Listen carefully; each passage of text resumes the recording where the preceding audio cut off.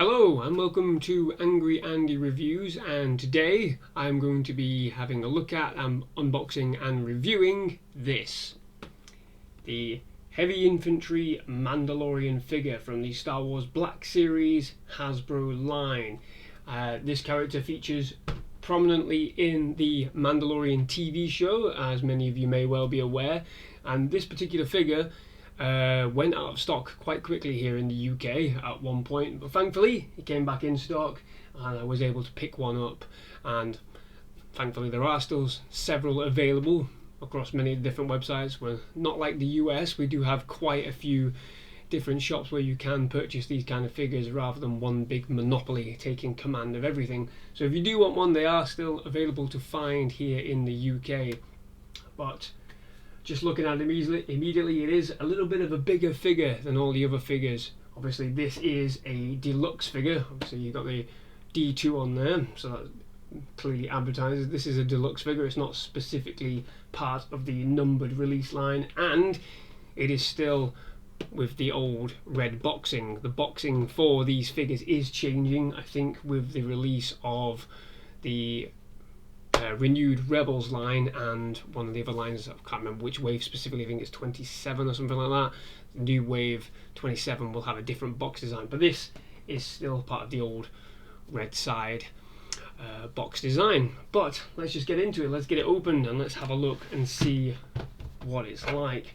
Now, like I said, this went out of stock very quickly when it was first released, obviously apart from eBay and all that, but the price hikes on eBay for these figures are absolutely ridiculous. Obviously I think people just buy them en masse and then they, you know, hoard them, if you like. So I've got the figure out of the box. The box itself is, you know, it's just like all the other boxes, got a nice little bit of detail there in multiple languages. So Heavy Infantry Mandalorian, a brawny warrior encased in the strongest Beskar armor. The mysterious Heavy Infantry Mandalorian is part of a secretive enclave of his people. A born survivor, he guards a precious armory and helps to keep the flames of the Mandalorian heritage flickering in this time of galactic chaos. Interesting. Now, like I said, we don't know much about this character in particular. We don't know who's under the mask. We don't know, you know, anything about him other than he has a change of heart in one of the episodes. Obviously I think he disagrees with the Mandalorian on certain things that he's doing, but at the end of the episode he comes and helps him get away. That episode is a really good episode, so check it out. The whole season I think is a really good season. Check the whole season out. But there we go, so he's out of the box. Obviously the detailing already, you know, it's pretty spot on. Like, the detailing for all these figures is really good, I think. I think it's a lot better than I gave them credit for before I started picking these up and collecting these. But yeah, I really do like the detailing on these figures, and this one in particular. I'm a big fan of the Mandalorian sort of like lore, not just the series, but, you know, Boba Fett Beyond with Django and everything like that. You know, I'm a big fan of the Mandalorian lore, so I will be collecting pretty much all of these kind of figures that do come out. So bear with me, this is going to be loud. I can get them out. Oh, they don't want you to come out, do they, boy? Oh, there we go. Oh, just get his bits and pieces out. Hang on. There we go. Right, get rid of that. So, there we go. There he is in the flesh. Really good looking detailed figure. Really good. I really like that. There was a lot of detailing on the arm. Different kinds of armor plating that he's using. It's really good. There you go. See if we can get a better look close. My camera does not like these figures. I've discovered that. I am gonna have to get a better camera, I think. But just looking at him, you know, it's a really good figure. I really like that figure. You got like the Mandalorian symbol there on the side of his arm, on his shoulder plate. Just looking up his skirt. Sorry about that, mate. Yeah, it's a really good figure. Feels quite sturdy as well. And there are just loads of points of articulation, as you can see. That's the good thing about these figures. These figures, you know, they have got a lot of points of articulation. I can't remember the exact number for some of these, but there's so many poses you can put them in. I think that's why collectors are so, you know, engrossed in these figures, in these Black Series figures and the Marvel Legends figures, because, you know, the point of articulation for them, you know, is just perfect for collectors to, you know, showcase them however they want. You know, I'm not very good. I'm not gonna lie. I'm not very good at posing these kind of figures. I much prefer them just to, you know, keep them in the box sometimes. But I am going to try and figure out how to pose them in better ways. So that is the figure, and here is the backpack and the absolute monstrosity of a gun that he uses. Reminds me of Baze Malbus's gun from Rogue One, and I think that's probably where they were looking at, what they were looking to sort of replicate, his massive monstrosity of a gun that just rips through stormtroopers. So I'm going to try and put this all together now without without making a mess. So there is a point. Oh, hello. There we go. Dropping stuff, breaking stuff. It's becoming a common theme when I open these figures. So there is a point on the back there, if you can see, and that is where the backpack itself attaches to. So there we go. We'll just slot that in there.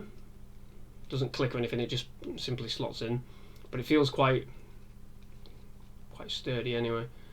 And again, there is a little point, I don't know whether you can see this, on the side of his arm there, that little hole there, where this little piece goes in as well. So I'm going to try and get that in there, again without breaking anything. I don't know if it's going to, does it reach? Yes, it does reach. So this is the thing when you unbox something without, you know, without looking at it first, because obviously this is the first time I've got this. You're just fiddling about with it for a bit, and that's part of the fun, I guess. So where does this piece go? Right, there we go. Slot that in his hand, maybe. I just realised I have no idea how this goes together. It's really fun. Oh, there we go. Maybe.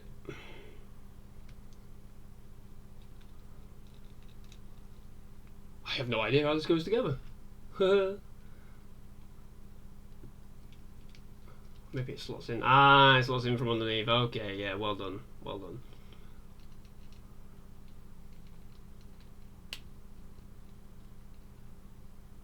Huh.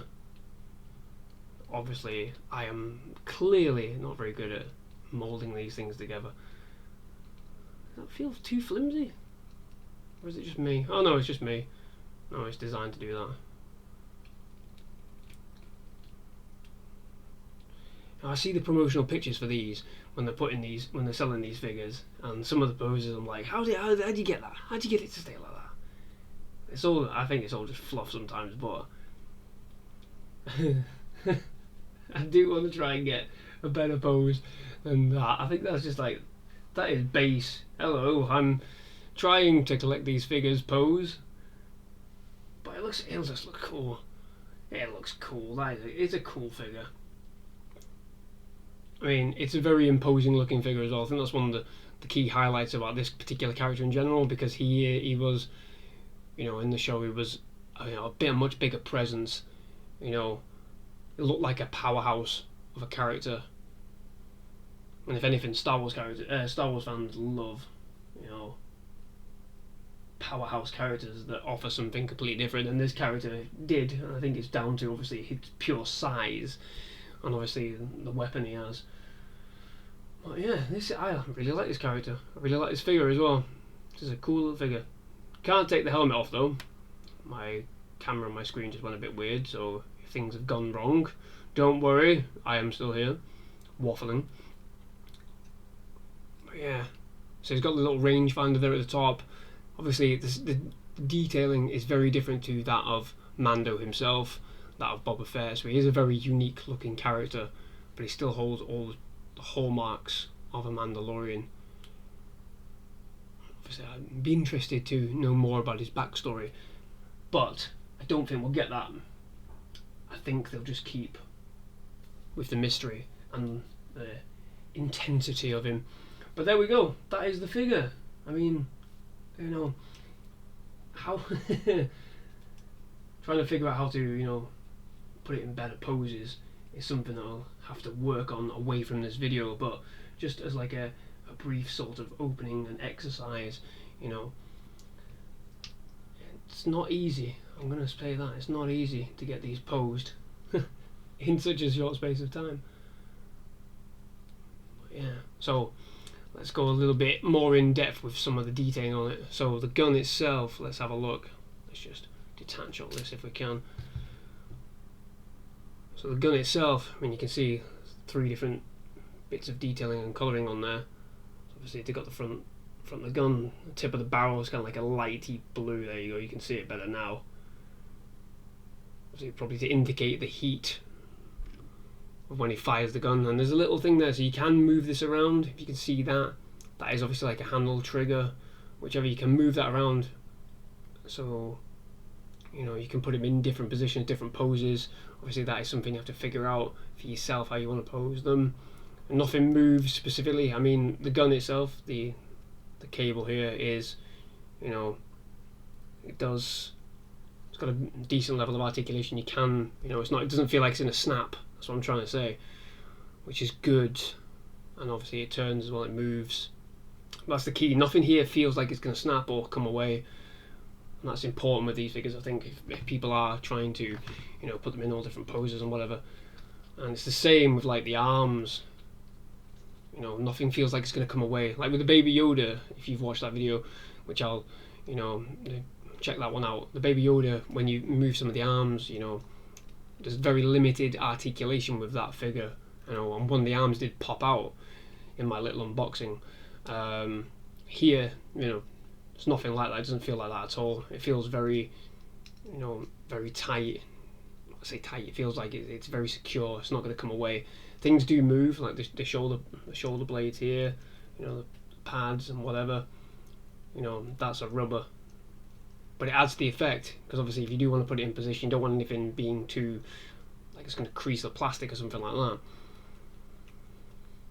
So it's really, really good. Obviously the helmet moves as well. It doesn't come off. The helmet does not come off. So don't try that. Don't try and force that. Obviously we don't know his identity, so I'm not going to put some generic head underneath. Obviously the person who plays the character in the series is Jon Favreau, does the voice for it. Obviously I don't think they'd want Jon Favreau's face to be underneath it.